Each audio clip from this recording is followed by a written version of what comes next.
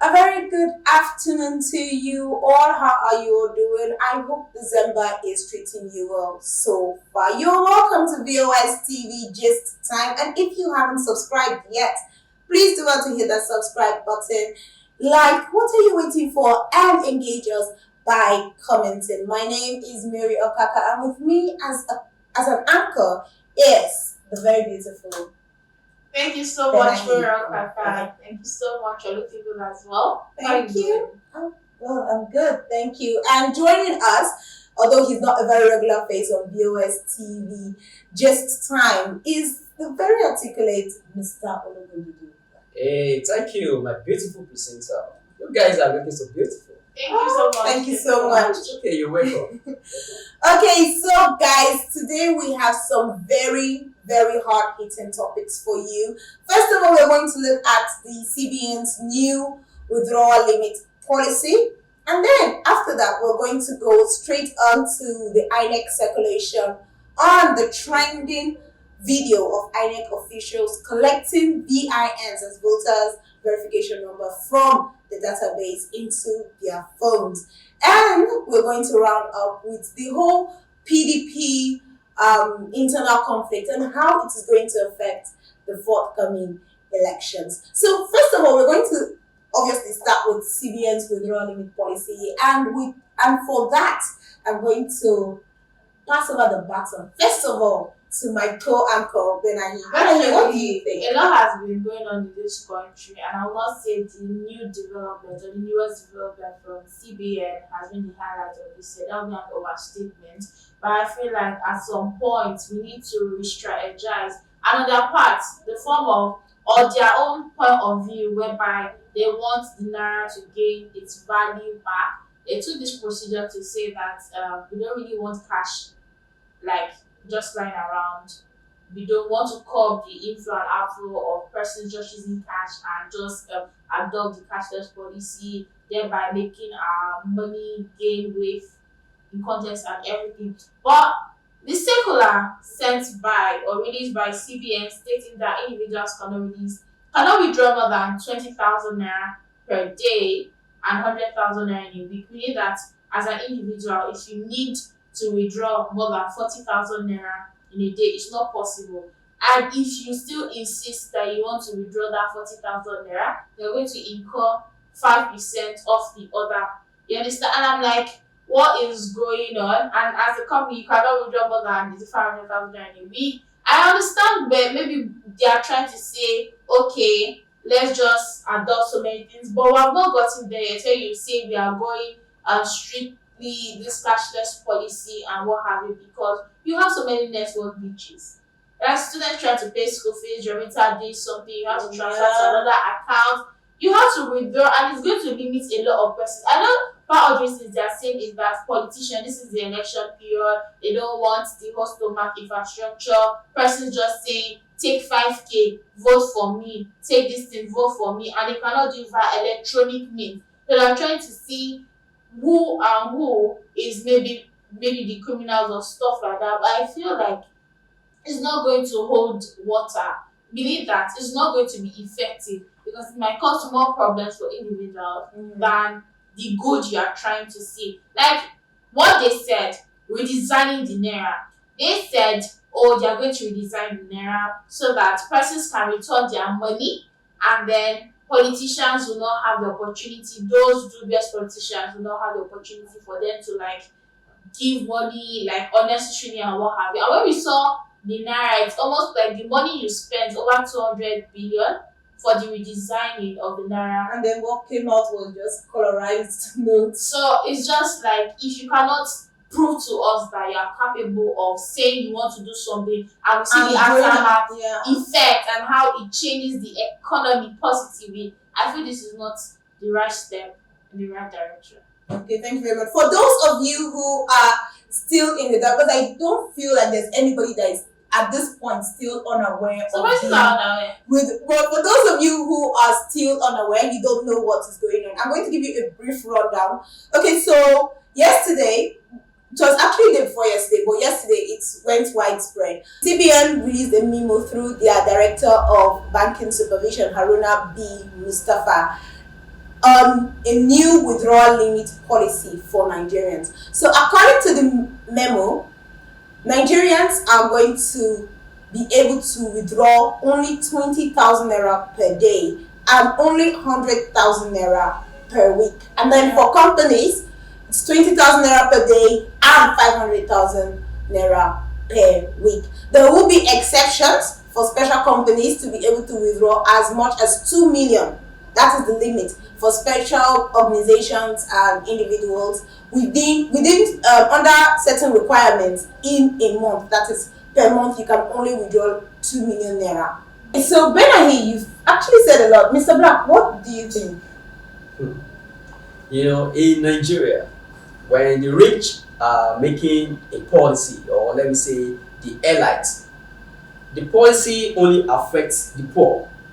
Are you not telling me that, okay, the minimum amount you can withdraw in a day, 20,000 naira? So the rich, the elites, or even the middle class, everybody have their way of doing things.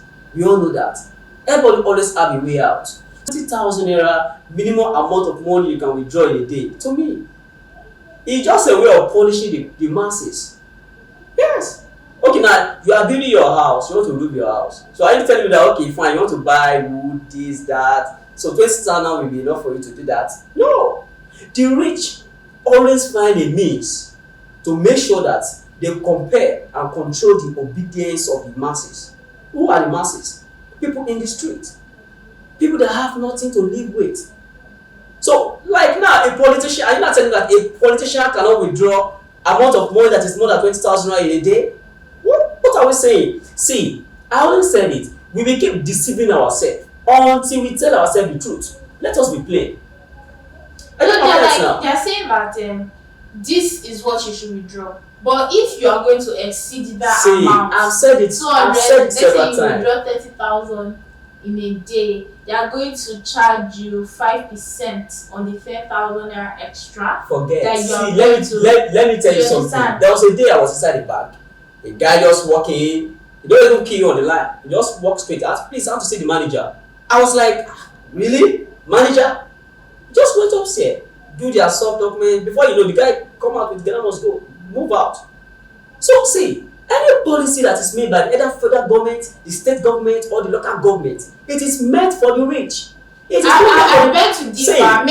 Mary, you beg to differ because I'm not going to speak for you. But I feel like that statement, Mr. But I beg to differ because there are certain policies that are made, and it's not just for the elites or the masses. Do you understand? There needs to be this common ground whereby you know that this is where somebody is coming from. This is where it may not really be good for a certain demographic. Do you understand?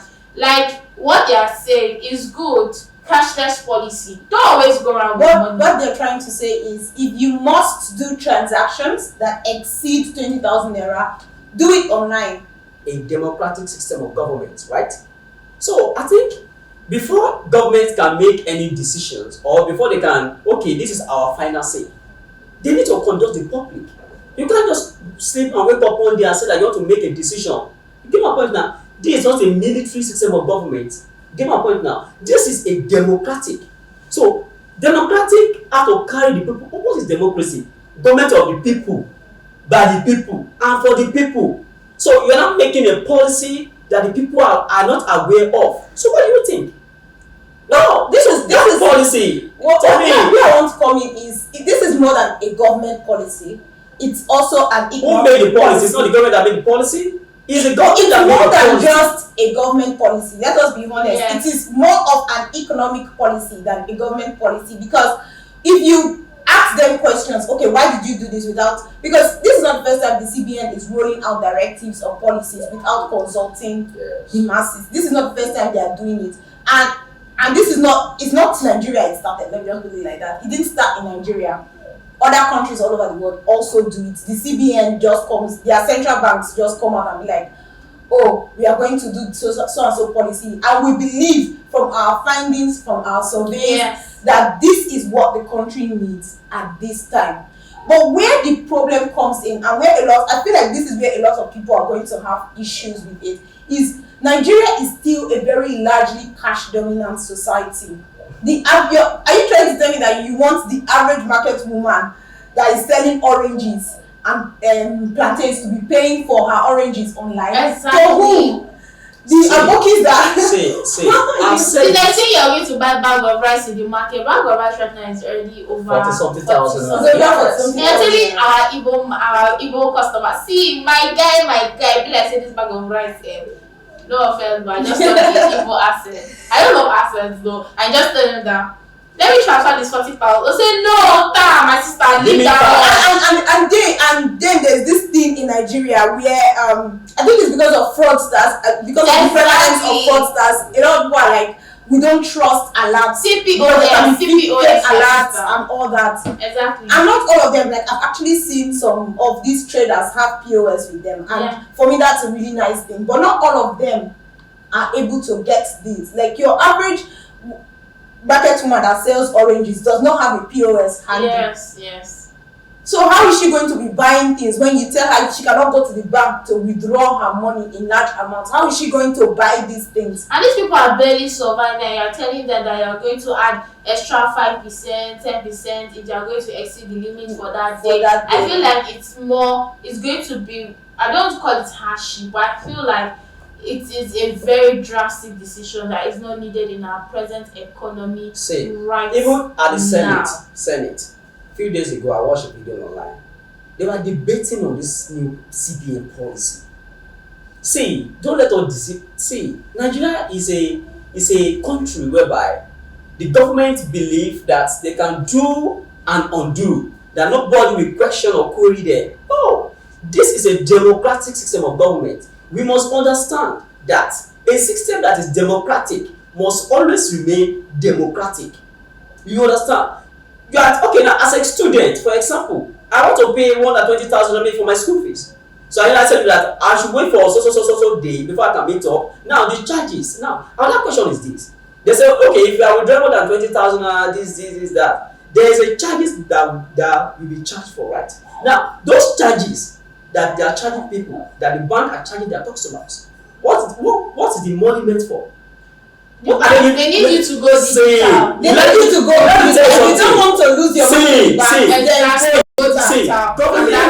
government will always having a way to make sure that you submit to their policy. Mr. Black actually has a very different opinion. Right now, we have to go on a short break. We have to just go on a short break because the conversation is getting heated, and don't go anywhere. A lot is in store for you guys, so stay with us.